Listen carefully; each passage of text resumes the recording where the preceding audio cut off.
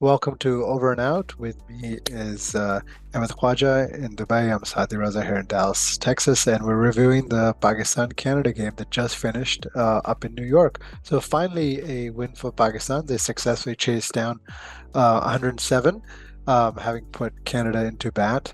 Um, but I think fans of this team will be disappointing in the way they went about the chase. They knew going in that they would have to win both their remaining games, hope for some help, and try and get over the net run rate. Once they put the Canadians into bat, I think the equation was they needed to chase this total down in about under 14 overs to get ahead of the US on net run rate. And then once you're ahead of them, then it doesn't matter what you do against Ireland as long as you win.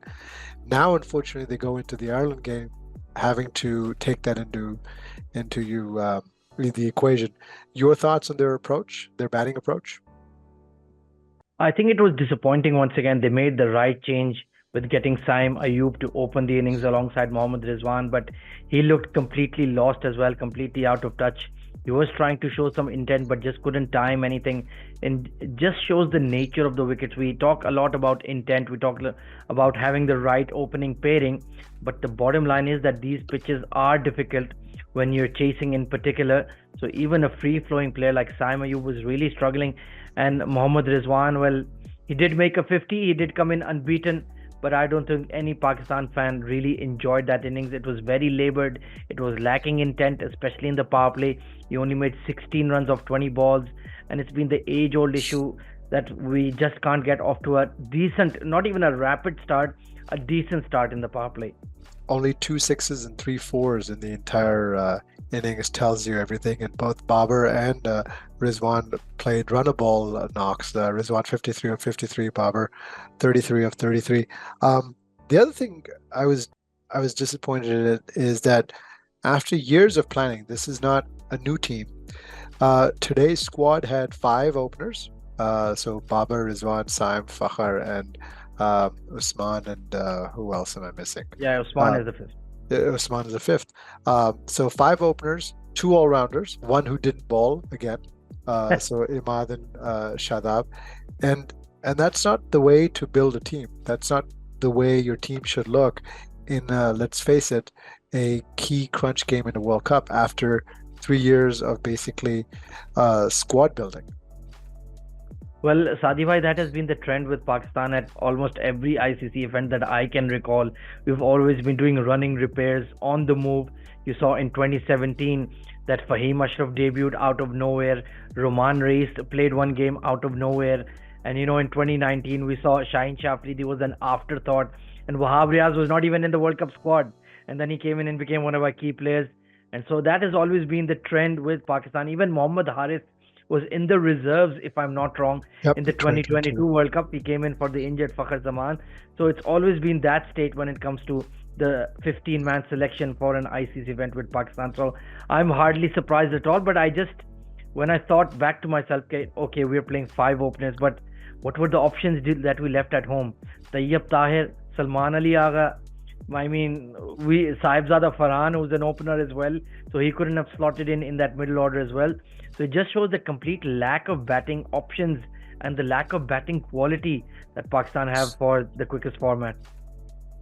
I was I tweeted this out that one of the things that's happened is that the game is sort of left Pakistan, and we saw this in hockey. Once hockey moved from playing being played on grass to being played on turf, Pakistan got left behind. I think once cricket got moved away from being a competition between the bat and the ball to being more batter friendly, whether it's the use of two new balls in the ODI, whether it's power plays, fielding restrictions, bigger bats, unorthodox fields, Pakistan got left behind. And I think this is what you're seeing. Well, funnily enough, we were in a very advanced stage of T20 in 2007, up till perhaps around 2012. In that first 5 years of T20 eyes, we had the attacking opener in Imran Azir. We had the all-rounder, the quick leg spinning all-rounder in Shahid Afridi. We had the death bowling specialist in Omar Gul, and so on and so forth. But now, like you mentioned, gradually We've got well behind the world. We've seen England bat with intent, Australia bat with intent. India are trying to bat with intent. They're just about getting there. I think by 2026 they will be in place. But our batting is just going in the reverse gear, to be quite honest. We're slowing down. We're becoming more defensive because Babar and Rizwan, even though they have poor records in ICC events. But when I look at the number 3 to number 6 list, I can see why they bat the way that they do bat. They seize up, they play defensively, they take the second option rather than the attacking option when it comes to expressing themselves in a must-win high-pressure game. So it's it swings both ways, it cuts both ways. And honestly, I don't see any solution on the horizon. I don't see any outstanding talent coming through at the under 19 level or at the first class level. Saim Ayub and Azam Khan were our biggest, brightest hopes. And you've seen their performance in T20Is. They've been absolutely shambolic so far.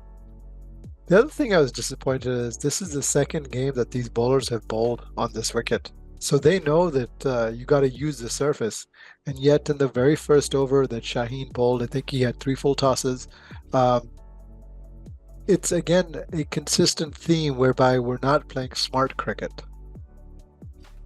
That is true, but I think he made that adjustment relatively quickly, and full credit goes to Mohammad Amir as well. He took the responsibility of bowling from that end, where there wasn't much bounce. It was a hint of swing, but it wasn't getting the zip that Naseem Shah was getting at the opposing end. So Mohammad Amir, being the senior bowler, took the responsibility, bowled well, got the early breakthrough, and I think after that the bowlers and the lads settled in a bit. The fielding, of course, once again could have been a lot better, but thankfully we held on to our slip catches, and that made a huge difference in the end. Amir, I think, was the man of the match, 2 overs for 13 runs. Interestingly, Imad bowled all 4 overs of spin. Shadab again didn't really get a look in. Are his bowling days done now for Pakistan? Honestly, I feel that he's going to be dropped from this T20I squad altogether. If you don't bowl, we know you're not a reliable bat. So what is your value add in the field? Are you just a better than average fielder at point? Is that all you offer? I think if the way Shadab is progressing or regressing at the current rate, I think Abrar Ahmed has to be given a look in, and we have to tweak that batting lineup. And for sure, Shadab Khan has no place in that. I think it comes back to the point we discussed yesterday as captain of Islamabad United. He holds that key role locally. And so what importance do you give to your local T20 franchise league? Well, in those leagues, everybody is a captain, everybody is a leader, everybody is performing from the front. But if you can't reproduce that when you're wearing the dark green and you've got the yellow star on your badge, then it has absolutely no value. And even Shaheen Shah Afridi, I think he's under a bit of pressure that Mohammad Amir came back into the attack. He's bowled really well, to be fair. And I think, honestly, Mohammad Amir, if he has the drive and if he has that kind of ambition, I think we could even carry him till the 2026 T20 World Cup. That's a very good point, because certainly with Amir and Naseem, you have foundation pieces to go into 2026, and you still hope that Shaheen rediscovers some of the form that he had a year and a half, 2 years ago. Last thoughts? Just hoping that the weather in Florida remains clear. Of course, your alma mater is in there, so hopefully the weather gods favor us, and may the chips fall the way they may. USA have been playing outstanding cricket, but I think it's about time that they took a bit of a hiding at the hands of India. And of course, then Ireland versus Pakistan, that'll be an interesting game. And of course, Ireland versus USA, that'll be like a virtual knockout match for them and for us. I think the weather for the Sunday game, the Pakistan-Ireland game, should clear up. I do think there are some chances of rain on that Friday US-Ireland game, so we'll see. Thank you very much. We'll do it again soon.